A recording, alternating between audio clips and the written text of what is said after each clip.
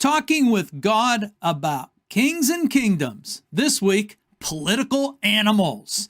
2 Samuel chapter 2 through 5. Come on in, let's check it out together.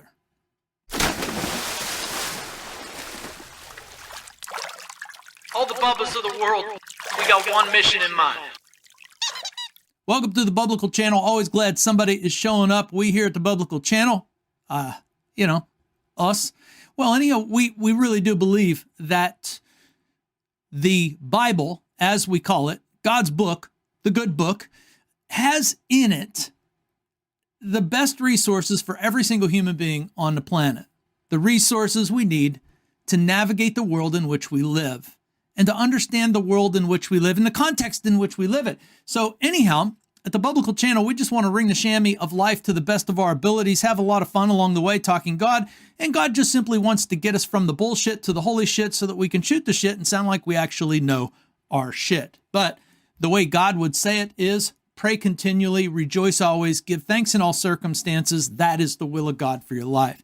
Anyhow, 2 Samuel chapter 2 to chapter 5, we got a long way to go and a short time to get there, as the old song goes. So let's just dive in and see what's happening next. Last week, brief summary. We find the opening scene. Saul is dead. David is not. David gives an elegy of sorts after a strange moment with an Amalekite who seems to be reaching for some political gain. And it all backfires on him and he ends up dead. So the story now turns in chapter 2 to chapter 5 in what I would just summarize as political animalhood of mankind. So let's back up for a second and just say this about the Bible. The Bible describes the world that we live in. From its opening to its close, it describes the actual world, the real world that we live in. God is giving us a history. God is giving us a philosophy. God is giving us a sociology. And of course, God is giving us a theology. We have all of these things. We just need better ones. And that's the point that God is always making. You know, our version of history, our philosophy, our sociology, our theology needs to be checked with the greatest source of all, and that's God. So anyhow, from the beginning, God makes a broadcast message that there is a problem with the world. And the problem that God foresees and describes, for us is that we actually live in a world, and this is, folks, this is from Genesis chapter, 4, is we actually live in a world where Cain kills Abel for no real good reason. So all of our hurts and hangups can begin to be understood when God is the one telling us that we actually live in a world where Cain kills Abel for no really good reason. That is where the message really takes shape on earth for us. Of course, Adam and Eve give us some substance there as well. But for our purposes, let us just say that the world tends to give credit to Aristotle for saying that, well, man is basically a political animal. But God beats Aristotle to the punch like a rented mule. And God actually in chapter 2, 3, 4, and 5 of 2 Samuel is describing the ruthlessness of politics that, well, frankly, that Bill and Hillary and Barry and Joe all know all too well. And that many before them have known all too well, and many around them know all too well. And, that is just the nature of life. We live in a political landscape. We are political animals. Aristotle said it for sure, but Aristotle is a Johnny-come-lately to the scene when it comes to God. So 2 Samuel, for instance, predates, Aristotle by 600 years at least. And the substance of the message that God is bringing forward in this world really does wrap itself around politics. So anyhow, God is always seemingly talking politics. From Genesis chapter 4, where Cain builds a city, you have politics. Where mankind goes, there are states, there are governments, there are tribes and clans that are created. And the basic default position of human beings is clans and tribes. You know, the in-groups and the out-groups. And whenever you have the mentality of an in-group or an out-group, you have constant feuds. You have this status-based society based on who is in the in-group and who is on the out-group. And it's usually based around some sort of perception of a warped honor and shame as well. This is the backdrop that God describes from the beginning. And the problem with our default position of clans and tribes is that, you know, these feuds that arise between clans and tribes, they can seemingly go on forever. Americans in particular tend to have a pretty short view of history, and maybe that's good. But if you go anywhere else in the world, I remember a gentleman by the name of Ken Bailey talking about the surprise that he had when he got into a cab in Egypt and was talking to the cabbie. And I'll just say the nature of the conversation turned to the perspective of the cabbie, which, you know, was still the perspective of a 600-year-old battle and feud that had been going on. And he felt like it really had not changed. They're still living that. And that is the real world. That is the world in which we live in, because it is the default position of all of us as human beings. And we can get there pretty quick. The government or the politics that we, you know, put over us are by design, especially in America, by design to try to counteract the, you know, tribalisms and the clanisms that lead us to feuds, perpetuating feuds, etc. Well, anyhow, God's big story is in the setting of politics from the absolute beginning. And Aristotle is a moron compared to God when it comes to discussing politics and the politics of this world. Aristotle is green behind the ears. God is not. The gospel of God, the good news that God brings, is actually political. And we'll get to that in a moment. But we are wrong to think that the right politics are actually going to work out here on earth.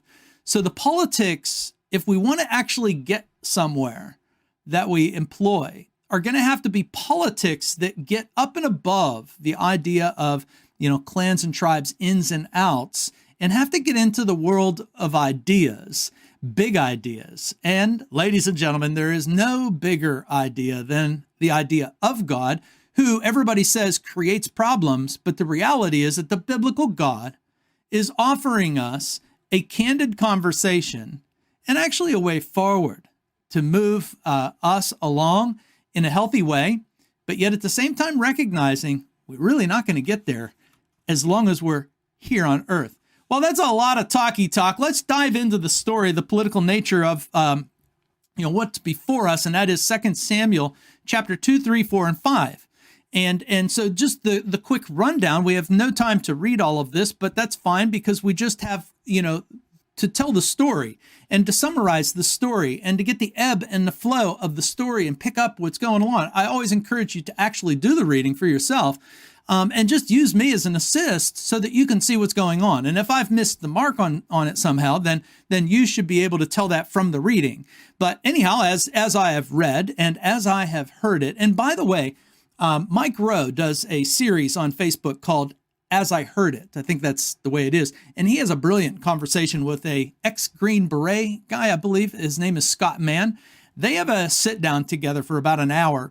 And it is the thing of beauty. It is the kind of sense and sensibility that we should all have and we should all understand. And I just summarized a lot of what they just said in their conversation too. And we got to go to places that are helpful to our thinking and expand our thinking so that we can check ourselves before we wreck ourselves. But in chapter 2, verse 1 to 4, the story starts off with an obvious political bent because it's David's inauguration.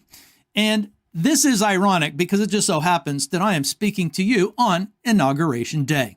So chapter 2, verse 1 to 4 is David's inauguration, but the problem that we quickly find is that David's inauguration is really only in a small place, It's not in the big place of Israel. It's not amongst the 12 tribes. It's among one tribe in one place. And that place is Hebron, and Hebron is a city within the boundaries of the tribe called Judah. Now remember, no tribe in Israel was supposed to operate on their own. They were to work together. And in God's storyline, he's not even really creating a nation as much as he is creating a message for the other nations.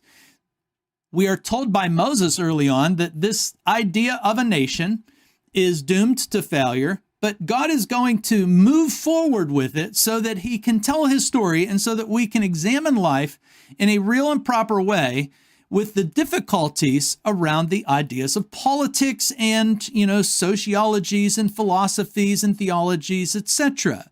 So, chapter 2, verse 1 to 4, Saul is dead.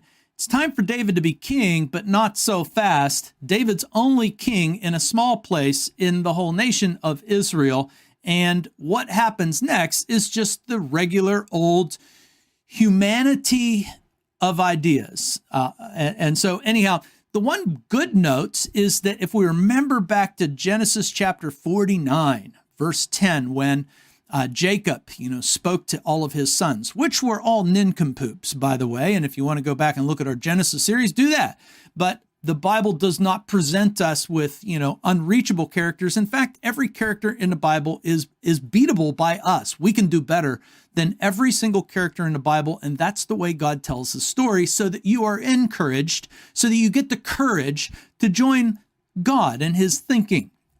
Well, anyhow, the good news is that the promise that Jacob gave from God to the world was that there would be a scepter, kingship that would come from the tribe of Judah, and that is David and his tribe, the tribe of Judah. So there is a promise and a fulfillment going on here that is good news, but it's hardly going to be good news when we start turning the pages. So in chapter 2, verse 5 to 7, we find David being very godly and very kingly. So this is the bifurcated, or complicated nature of David. There are times when David is very dim-witted, and the thing that makes David particularly dim-witted is his weaknesses revolving around, anger and women, something like that. But for now, David is keeping it very classy, and he has offered the olive branch, as the Romans might say. He has offered this, idea of steadfast love to all the people who supported Saul.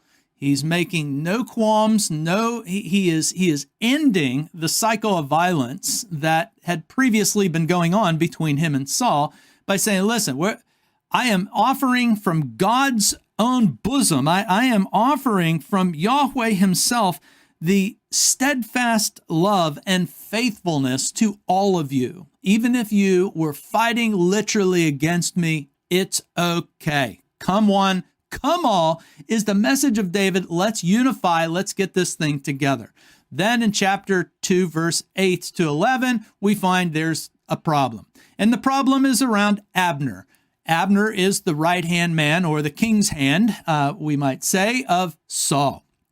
And Abner's political muscle is firmly visible as he establishes his own inauguration, and he lifts up a son of Saul, Ishbosheth, and he lifts up Ishbosheth to be the king of the other 11 tribes. We know that this is going to be problematic, and indeed it is. So in chapter 2, verse 12 to 32, we meet two very important characters.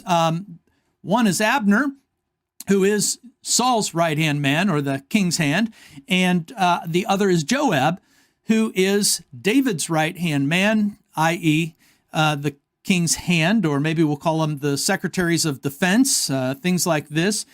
The interesting, I think, kind of grab from Joab's background is that Joab is actually David's nephew, and this Zeruiah is David's sister.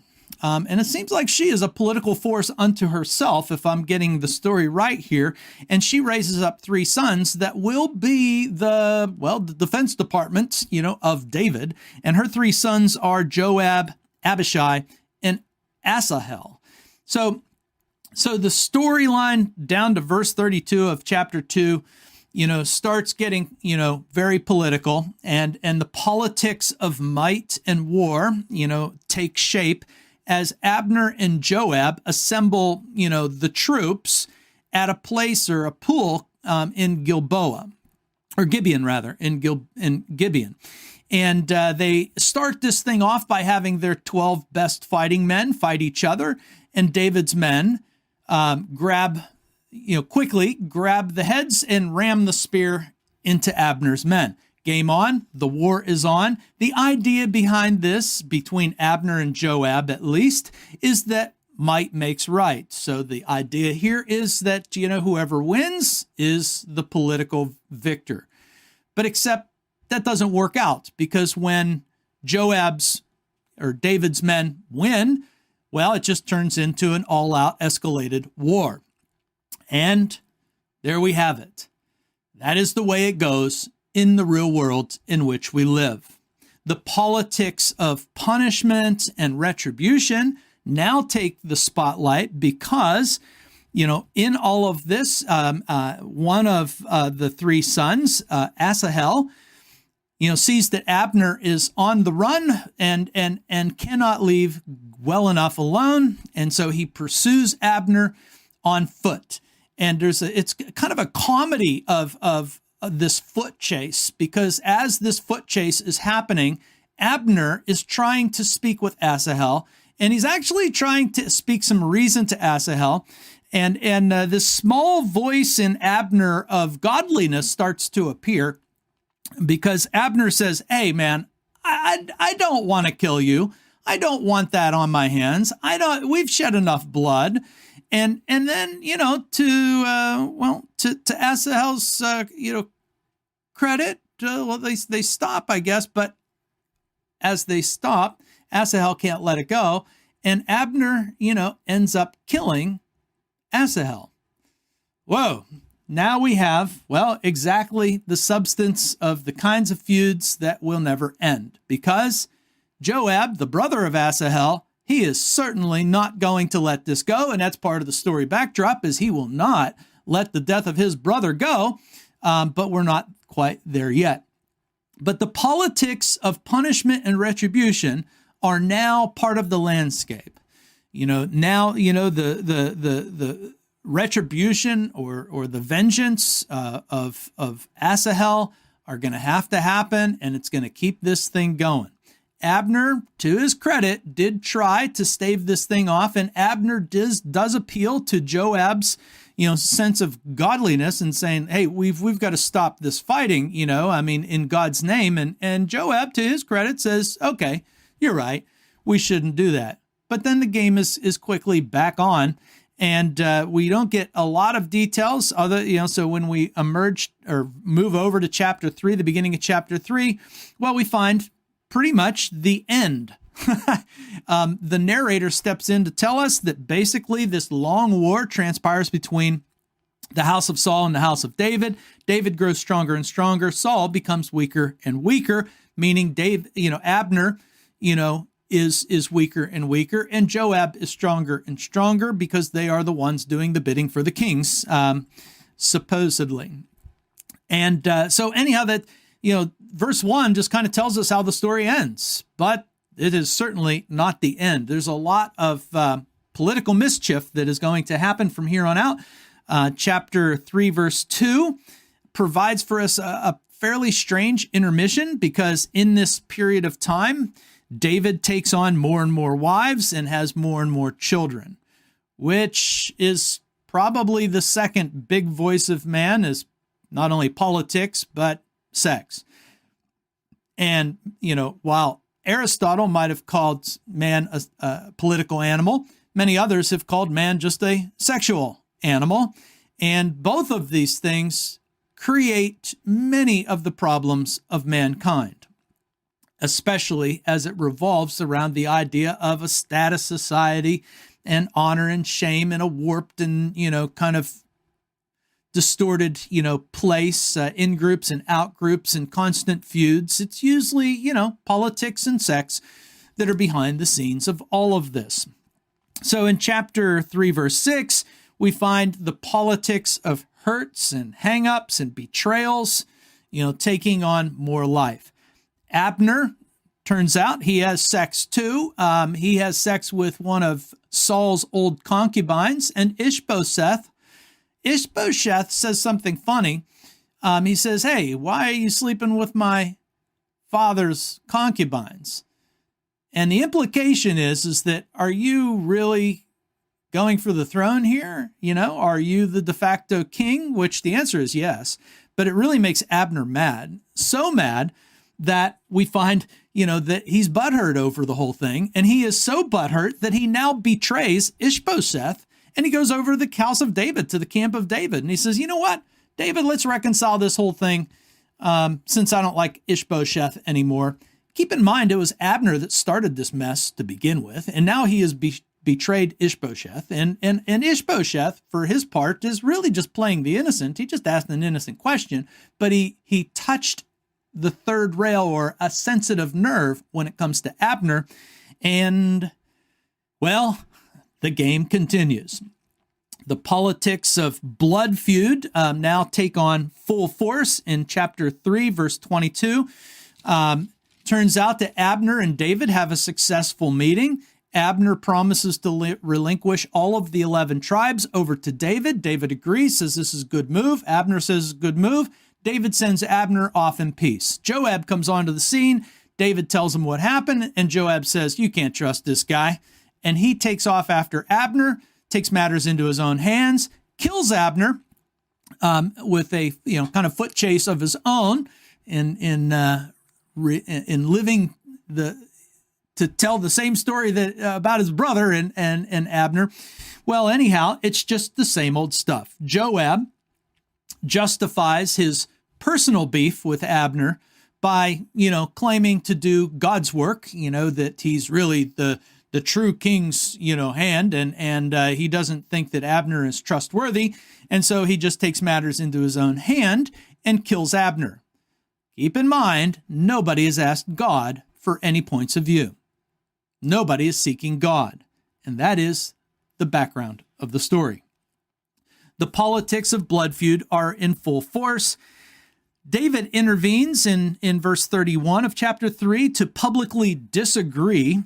He keeps it classy, and at the same time, he seems like he keeps it dysfunctional.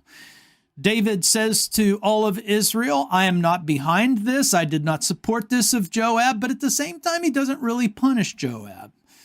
So, and David says something here that we'll come around to end our talk, but David says something to kind of gain the credibility of the people. David says, I will not eat bread or taste anything until the sun goes down, to indicate that his kingdom is not, about this violence, that his kingdom has not supported this violent outburst. And, there you go. We're coming back to that in a moment. But in chapter 4, the politics of hurts and hang-ups continue. And, actually, the politics of political gain, take full force. Ishbosheth is now left unprotected by Abner. He's nervous about this. And then the thugs within Abner's, military leadership now decide for themselves that they are going to execute Ishbosheth. What has Ishbosheth done? Nothing. That's part of the point. And so they kill Ishbosheth. They take his head, they give it to David in expectation that David is going to congratulate them and reward them with some sort of government position. David reminds them that there was an Amalekite that he killed for lesser stuff, and so he kills them. End of chapter 4. Chapter 5. We finally have David's inauguration as the king of all 12 tribes. And let's just say that's the thrust of it. That's the kind of the end of it all. And as the reader, we read this and we're like, well, I'm not sure I get the point of the story. Well, let me remind you what the point of the story is. The point of the story is that God understands the nature of humanity very, very well. And in the establishment of any kind of kingdom on earth, this is the way of man. Even in the people of God that God has called out of Abraham to be his people, to be his representation, to make the world a different place, even they will simply resort to the ways of this world. And it's a mess.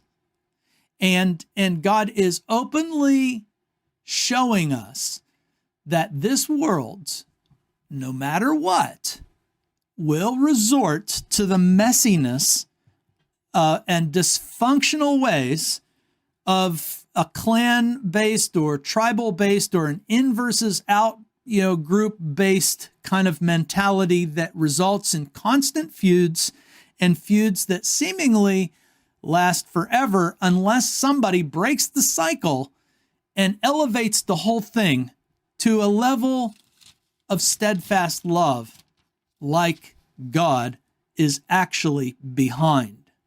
So, where does that leave us here? Well, on one hand, David is now king as God providentially expected. God gets his way. David is going to be king. But if we think that this kingdom under David is truly the kingdom that God imagined, is wrong. Because the kingdom that God imagines is much bigger and much better than David. David will have to be reminded by God that his bloodshed has stained the storyline too much. And that, Moses' words from the beginning before they ever had kings and a kingdom is a warning that this will come unraveled because there is a greater purpose that God will bring into this world. And ultimately, the greater purpose is of a kingdom not of this world. And that's how I want to end. When Jesus institutes the Lord's Supper, he is the end of the story. He's the goal. He's the real providential end. He is technically a son of David, fulfilling the promise that God, revealed through Abraham's grandson Jacob, that there would be a ruler that comes from the clan or the tribe of Judah. But when Jesus sits his apostles down for the Last Supper and gets done drinking the wine, the Gospels record for us what Jesus says. And what Jesus says is that I tell you the truth. I myself will not drink of this wine until the kingdom of God. Now, many of us have kind of heard that in church, as we have celebrated the Lord's Supper. And we have heard that without understanding the political nature to what Jesus is saying. In a similar way, the construction of the sentence that Jesus uses is very similar to the construction of the sentence that David uses whenever he tells Israel that I tell you, I am not going to eat this bread until the sun goes down, to show you that violence is not from me, and violence is not the way of God, and that I don't support Joab. Jesus, on the night before, he is betrayed and dies, indicates that he too is going to fast. He too is going to refrain, because violence and the upcoming violence to him and his death is not the way, is not the way that the kingdom on earth will work. But it is the way the kingdom that God is setting up on earth will happen. And so, in one way, Jesus is, endorsing the Old Testament, endorsing, the story before him, and that he is the same story. And he is the end of the story, the climactical end of the story. And in the Lord's Supper, when we take the Lord's Supper, we recognize that we are political animals and that the politics of this world are driven away in the death and resurrection of the Lord Jesus Christ, who is establishing a true kingdom that is yet to come. As Jesus would tell Pilate that his kingdom is not of this world. And as God tells us in the pages of his book, the real kingdom is a political kingdom. God is king. Jesus is king. He's the Prince of Peace, but he is the Lord of Lords, and every knee will bow. And indeed, he is fasting from the violence of this world to bring in a better kingdom. And that's where we'll end our time.